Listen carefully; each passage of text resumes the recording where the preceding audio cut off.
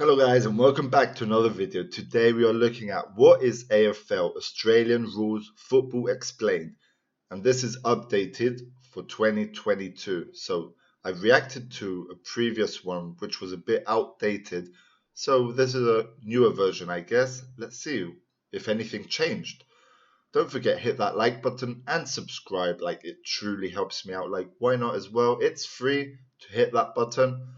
Also, I have a few links in my description, my Discord group where you can chat with me, recommend reactions for me to make, and also my Patreon is down below if you want to support the channel. Without further ado, let's get on with the video. Let's see what we got here. A game in which players soar like eagles, where a player can run between 12 and 20 kilometres a game. What a kick that was. A game that's fast-paced and brutal. A game that says the meek may inherit the earth, but they will never win games of football. This is AFL. For me, this is the greatest sport in the world. So let's look at the greatest competition of them all, the AFL. You would allude to it as the Australian version of the English Premier League, the NBA, the NFL. It's the most watched competition by far in Australia, and it's the fourth most attended sport in the world. The AFL itself is contested by 18 sides that are all steeped in wonderful history. I actually truly like that stadium is insane. I like how it's circular, that is just crazy. I've never seen anything like that before. And fabulous rivalries.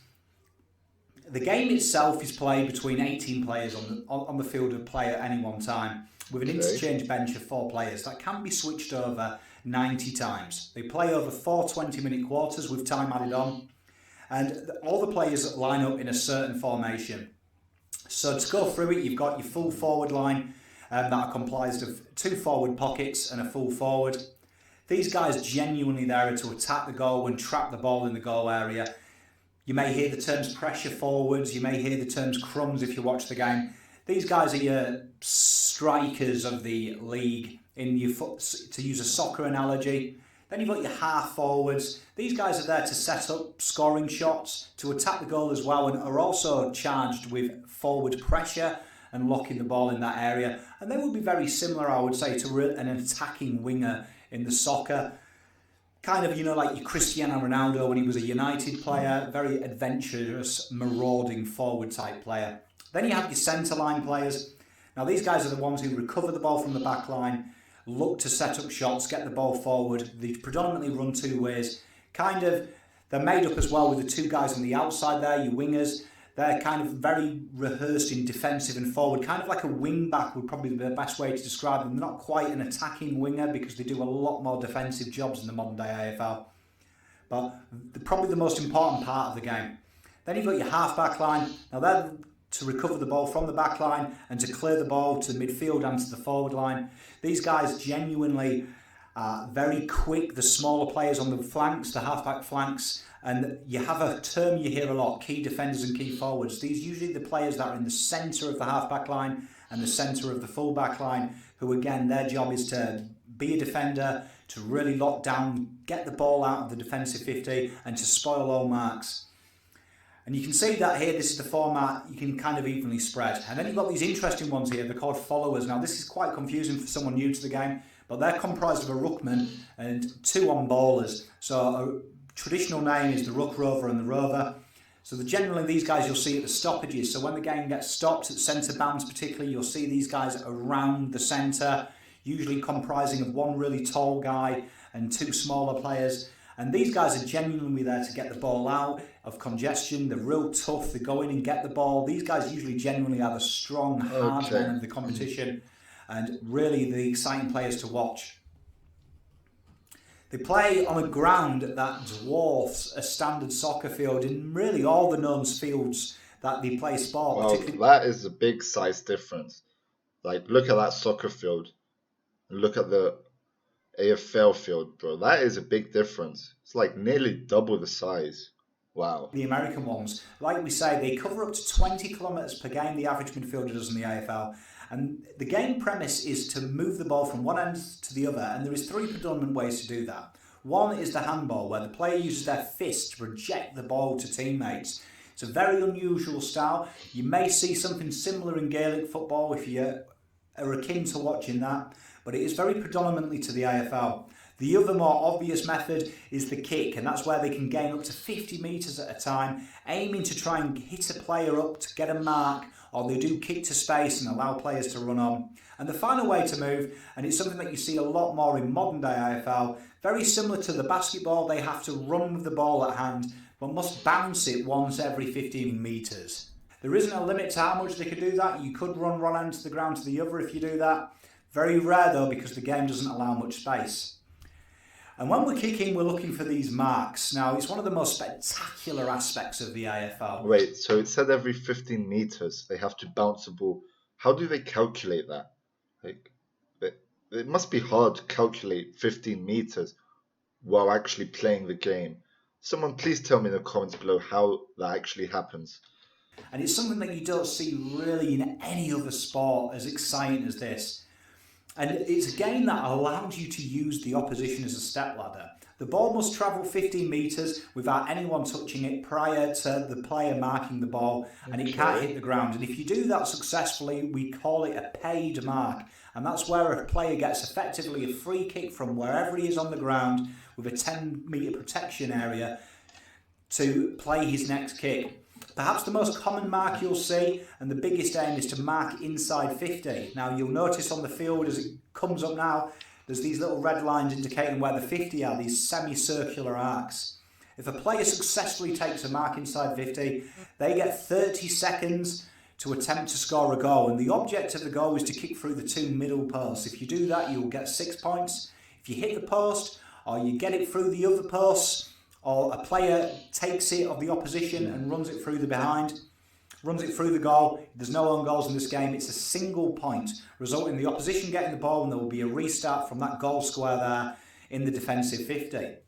The game start is a really, I think, iconic part of AFL, and it's something that really attracted me, and it's called the centre bounce, and this happens at the start of each quarter and after every goal, and it is very similar to an NBA tip-off. It's contested between two ruckmen who will then attempt to jostle position with each other while jumping for a ball in the air and attempt to tap it down to their rovers. Okay, so the referee actually starts the game by bouncing the ball. Okay, that's interesting. I don't think they mentioned that in the last video we reacted to. I'm not quite sure though.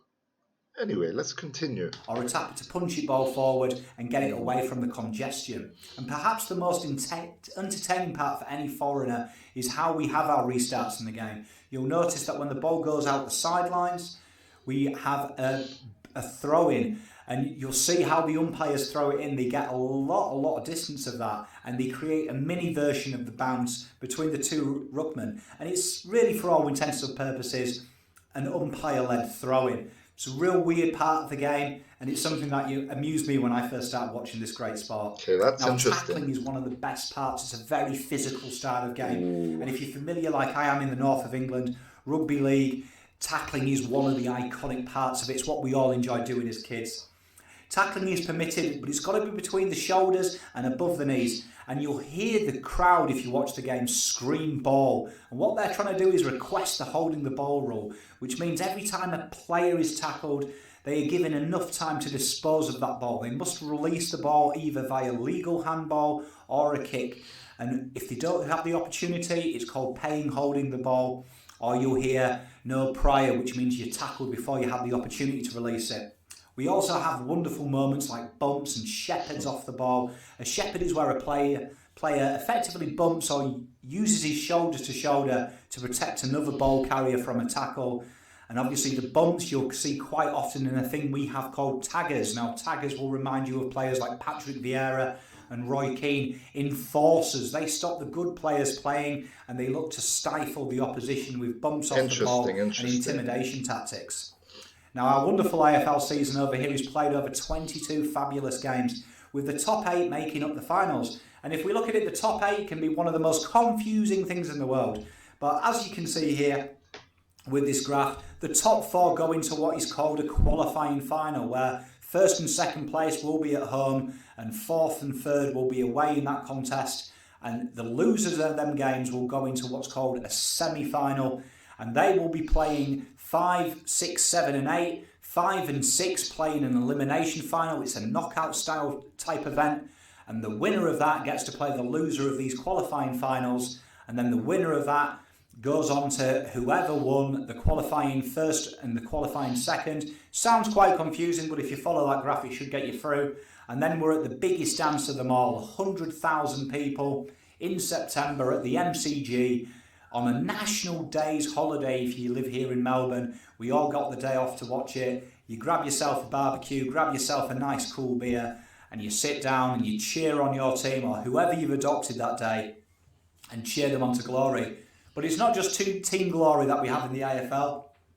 Whoever finishes top of the ladder wins what's called the minor premiership, and it's not really that important. No one really talks about it. It's kind of just you've got the first qualifying. We also have the Brownlow medal though, and that is a bit like our FIFA Player of the Year. And it's a very interesting way it's done. It's voted by the umpires on the ground that day. They give a 3-2-1 vote for the top 3 players on the ground. Okay. And it's called the best and fairest. And if you get suspended throughout the year, you forfeit your right to win the vote. It's a very tough competition to win, and only the cream rise to the top there. We have a Coleman medal for the leading goal kicker, and a leading goal kicker over here can range anywhere from 60 to 100 goals a year. And we have a Rising Star Award that's given to the best player aged 20 or under on January the 1st that year, and must have played 10 or less games at the start of that calendar year. Wow. But for me, the greatest thing about this game of footy isn't the game itself, it isn't the marks, it isn't the spectacular, wonderful goals and virtuoso goals, but it's about the fans. It's about the cheer squad who use their spare time to make wonderful banners for the players to go run through at the start of the game. The noise they make, the chants they make. It's the rivalries that make up this game, and it's a friendly rivalry. Unlike the vicious rivalries we have in soccer in the UK, it's banter and it's fun, and it's not death at all costs. It's retaining the equal passion for both sides and the love of the game. And it's about how spiritual this game is, how we remember our Indigenous forefathers for allowing us to play this great game on the great grounds that the land is represented on. It's the community rounds we have, the Indigenous round, the wonderful Guernseys, the wonderful dances we have at the start of the game. Yeah, that is a nice act they do at the start. Do they do this in every game, like the start of every game? Or is this just at like special events and so on? It's about bringing a whole nation together. The whole nation stops March to September. Like barbarians, this is. September to watch this great thing for me. But perhaps I'll save the best for the last. The iconic team song.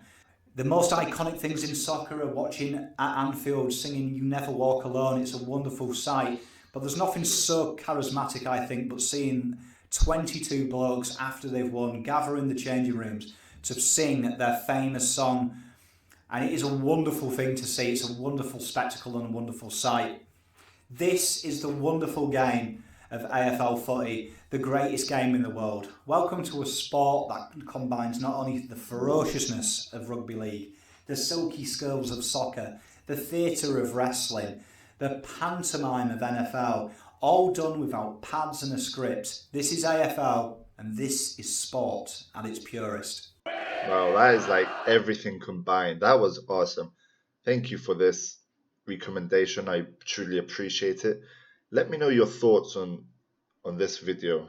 I want to see what you guys think of it. Also, let me know what other reactions you would like me to do for you. And that's it for today. We'll be seeing you on the next video. Peace out.